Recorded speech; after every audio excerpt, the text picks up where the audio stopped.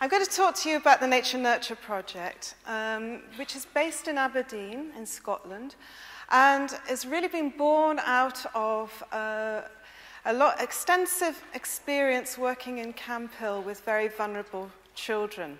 Now, as a teacher in Camp Hill, I always ended up with what was called the naughty boys and girls. They were the children that had actually gone through quite horrific early years. Maybe their parents were affected by substance misuse, alcohol abuse, domestic violence, but they were the traumatized kids. The kids that used to be long ago be called maladjusted kids. Now, for some reason, these children always ended up in my class, and I loved them. And when finally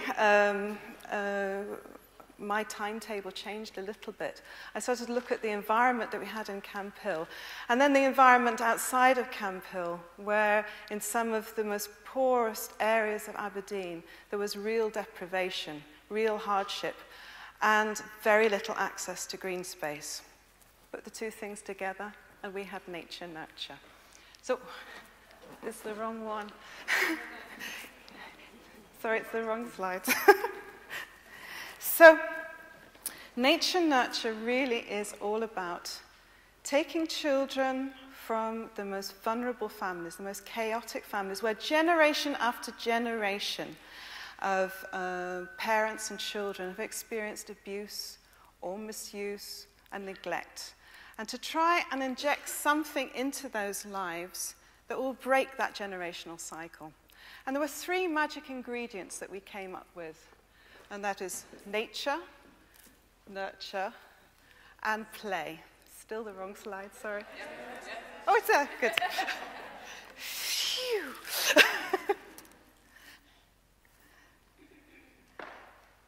So, in this presentation, what I want to do is to very briefly give you a whistle-stop tour of the Nature Nurture Project. I then want to explore what we mean by resilience, because that is the main outcome of Nature Nurture, is that we promote resilience. And then I want to give you a very, very quick overview of how the intervention works. First of all, in this presentation, we will have a description about what Nature Nurture is. Now, I'm going to tell you some sad stories now, but these sad stories, fortunately, have a happy ending. Now, a lot of these sad stories in the world around us don't have such happy endings. But we need to begin, first of all, with the sad bits, I'm afraid. The vulnerable children that we're working with, like this little boy here, come from families that, even before the children were born, there was already stress and strife. Through no fault of their own, the parents that have brought up these children have not been available consistently to give the kind of parenting every child needs. Some of the parents that we work with, and the children that we work with, have been affected by mental illness, like this little boy here. His mum is just, though she loves him very, very much, she is just not able to consistently be there for him. And as a result, he has a very disorganized attachment. He's a very angry, fretful, frightened little boy who, when he came to us just as 18 months old, he was extremely delayed in his development and was showing very, very little signs of wanting to play or explore the world. This little girl, this is her very first day of Nature Nurture, has come to us after her first 2 years of her life being spent with parents with heroin addiction.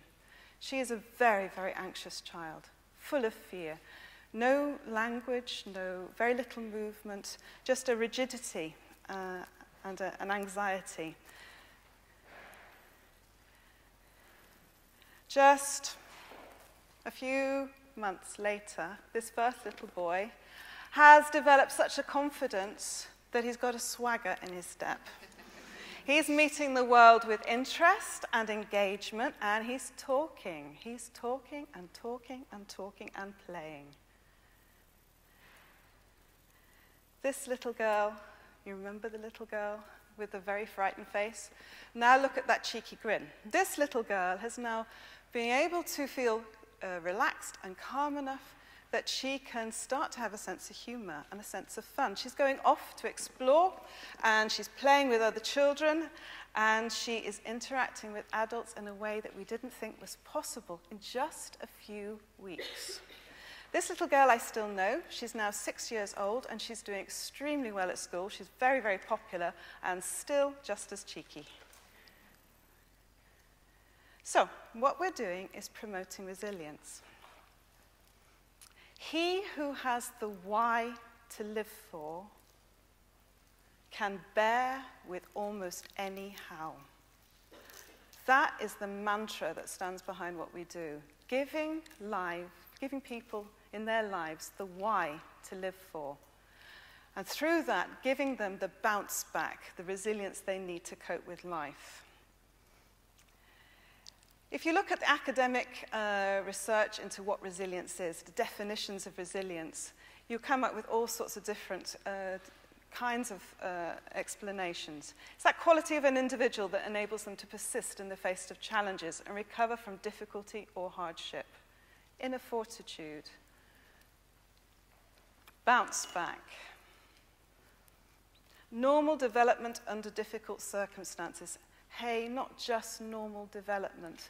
Children who can thrive even under difficult circumstances.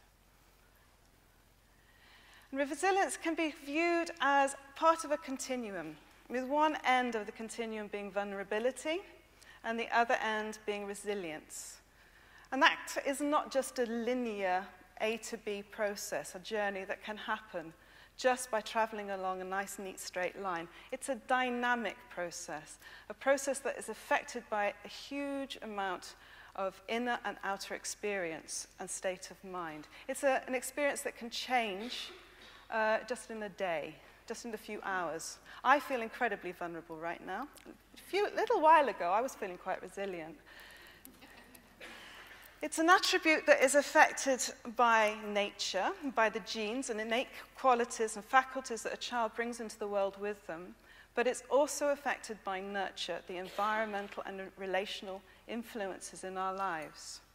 It's a state that it impacts on and is influenced by the whole individual, physical, emotional, and intellectual. What does it look like? It's very difficult to show you what resilience looks like, but I have a friend here who I'd like to introduce you to, who helps me to show professionals just as you what resilience looks like. This little boy, I will call him Greg. This is his second day of nature nurture.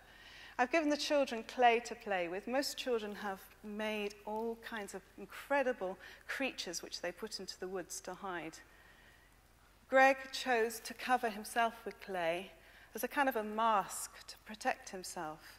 And you can see this little boy has a haunted look about him. He's very pale, he's very thin. He has almost the look of a war orphan. And this isn't surprising because this little boy comes from a war zone. And the war zone is the house that he lives in, the flat that he lives in, with a very, very aggressive male figure, a very frightened mum, and 6 other children with very little place to play. His real dad has just a few weeks before that picture died of a heroin overdose. This little boy is a very vulnerable little boy. He is just functioning at a level of fight or flight all the time. Oops, sorry. This was him just a few weeks later. He's still very thin. He's still quite pale, though he has a wee bit of colour to his cheeks. But look at his eyes. There you see the why to live for, that hope, that something, that spark that tells us that he knows that he's got a life worth living, that he's got something of value to give. And right now, he's very proudly showing you a beetle he's caught in his bug box, because he's expecting you to appreciate what an amazing treasure that is. He's expecting you to give him positive feedback. That's something very, very new for this little boy. He's still not very resilient, but he's well on his way to growing along that continuum. So how can we observe resilience and how can we measure it? We've designed a model where which we call the 7 building blocks of resilience, where we look at the different domains that we can influence through nature-nurture. These domains, 7 domains, are important for every single child, no matter what kind of upbringing and life they come from. The first domain that we can influence through what we do is the mental emotional well-being, then the physical health and well-being, their social competences, their talents and interests, their positive values, their creativity and imagination, and their knowledge and understanding. And only by helping each one of those areas to be healthy and to grow stronger can we help a child along that continuum towards resilience. We assess and observe session by session to see how those areas are growing. And through that, we craft nature-nurture sessions using 3 magic ingredients. Nature, with a little bit of nurture, or a great big dollop of nurture. Lots and lots and lots of play. And that is the magic formula for resilience. I'm going to look at each one of those elements in a little bit more detail.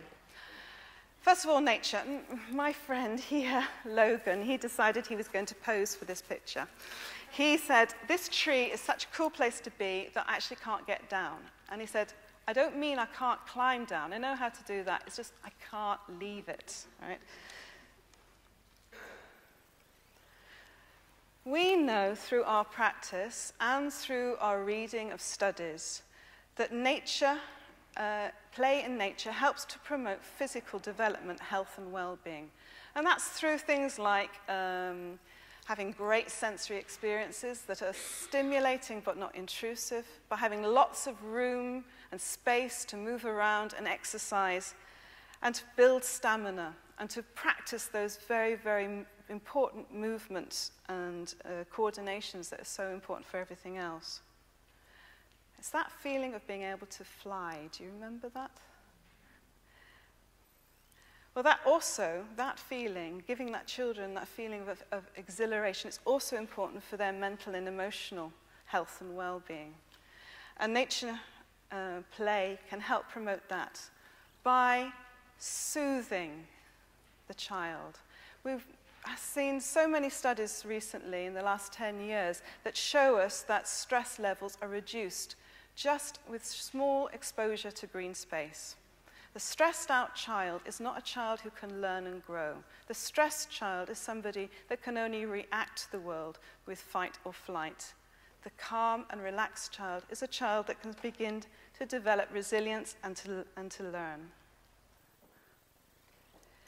Play in nature also promotes social development and well-being, and we found that play is more collaborative when it takes place outside. It doesn't have to be in a big woodland or in a green space. It can be in any street, any playground. But if you're outside, you play differently. There's cooperation and collaboration. Important social competences are being developed. Play in nature promotes talents and interests, and a child who has been brought up in an environment that tells him he's no good and is not valued doesn't have very many talents and interests. By giving children the space and the time and the environment where they can practice and feel okay about repeating experiences until they gain mastery is the way to develop talents and interests and self-esteem. Play in nature promotes development of positive values. If you are brought up in a household where despair is the main feature, it's very difficult to develop positive attitudes. There's no good complaining about the morality of our children when we bring them up in an air of despair. Play in nature helps children make connections to nature, to the other people, and to themselves that help promote positive values. This little boy with the blonde hair has been in local newspapers described as a demon child. He's considered to be so out of control, so aggressive, that the authorities don't know what to do with him anymore. The little girl on the other side is actually got a diagnosis of Asperger's. She's got very few social skills and very little empathetic understanding of the world around her. The little boy is treating a nettle sting with a dock leaf so tenderly.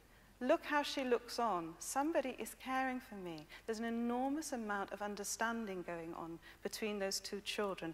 This situation took place and lasted for about 10 minutes. 10 minutes of tender care from a demon child and a child with no empathy.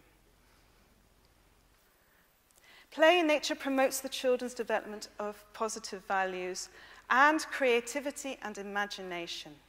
You know, nature is the greatest store cupboard, resource box, open canvas for creativity. Children, when they're outside, have freedom to let that imagination soar. Play in nature promotes children's development of knowledge and understanding. And as an ex-teacher, I always put that last of all right? That's always, it's the kind of the top, near the top of Maslow's hierarchy.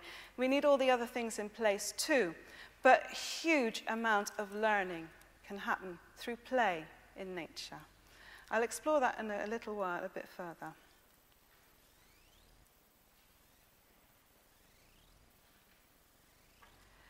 Let's think about nurturing. We've just heard in the last talk about nurturing. There's something so important about the way an adult relates to a child. The relationship between adult and child not only shows the child what relationships are all about, but actually build brain. The relationship between adult and child builds neural pathways that actually physically build brain. In the brain, says Louis Cozolino, the love takes material form. Children learn to self-regulate and to manage future relationships through those first nurturing relationships that they have. Taking time, being attuned to the needs and the wishes and the communications of a child are vitally important in any child's life, but particularly in the neglected child's life. And then finally, play. I'm just going to show you lots and lots of pictures of play right now. In play, as we know, we've heard from everybody else who has spoken, the child is doing the most important growing and learning in their lives. Play outside has endless possibilities. In free play outdoors, a child may become anything they wish: an explorer, a scientist,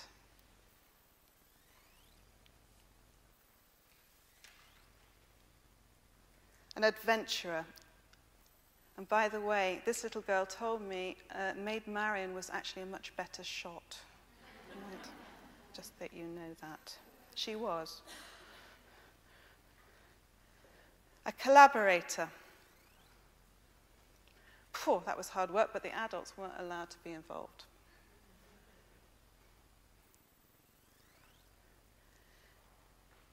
An artist. A musician. The first thing the children notice when they come out to our woods is that it's silent. And then they start to hear. And then they start to join in and make music. An engineer. We have a great many engineers in our groups, particularly our Wednesday group. A builder.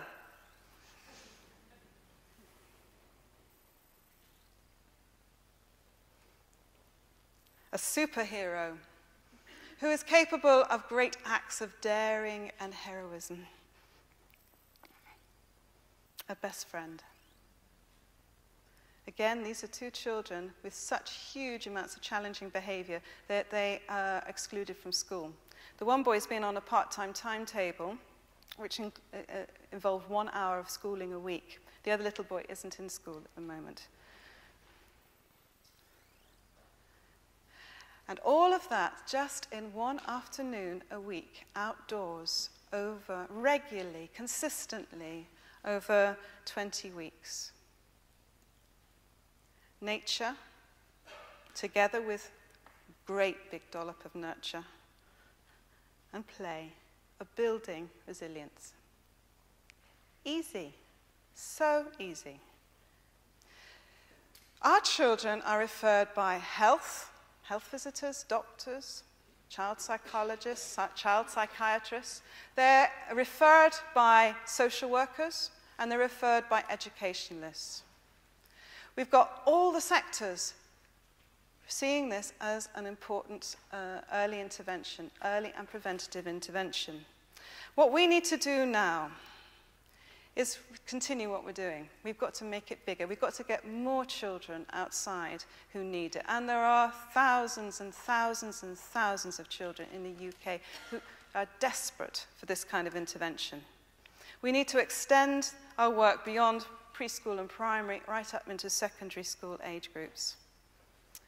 Next bit, we've got to start having programs for vulnerable pregnant mothers. We've got to do the work where it starts, right at the beginning with pregnancy, nurturing the mums that are pregnant, and then following them through the first year of their infant's life, giving them nature nurture together, and that way building foundations that last.